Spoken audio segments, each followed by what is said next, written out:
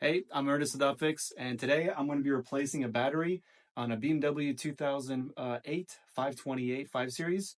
Unlike the F Series and the G Series, the older ones like the E90, BMW E87, and the E60, the battery is soldered in.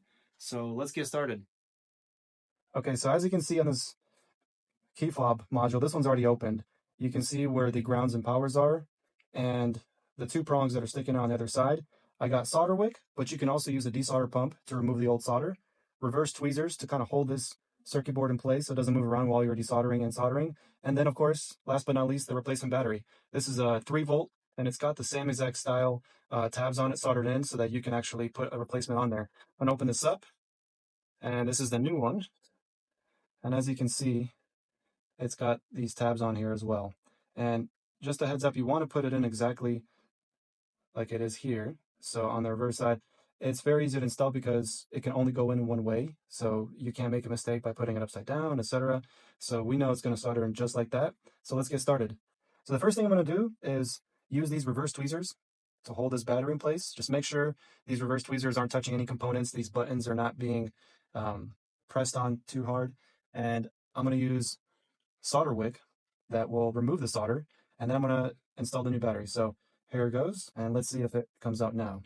I'm going to just wiggle it, and sure enough, there it is. With the old battery out, I'm going to put the new one in, simply reverse the process. I'm going to put it in from the top.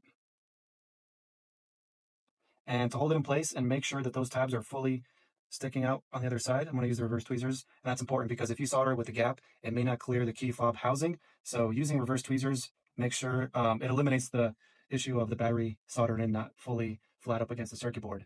And now I'm just going to solder this to clean it up. Sometimes when you're soldering, you have a little bit of solder residue or debris. I want to make sure it's nice and clean. And there you have it. That's the replaced battery. And it's as simple as that. And now you're ready to install it back into the key fob. And here we have it, the replaced battery, the old one we removed, and the new one installed. Also important to note, just make sure these buttons are still working. There's nothing missing on here. Sometimes when you're opening up a key fob, you might accidentally touch something on the board. Just make sure nothing is missing. All the components are still on there. The buttons are still working. And just make sure that battery is completely flat up against the circuit board.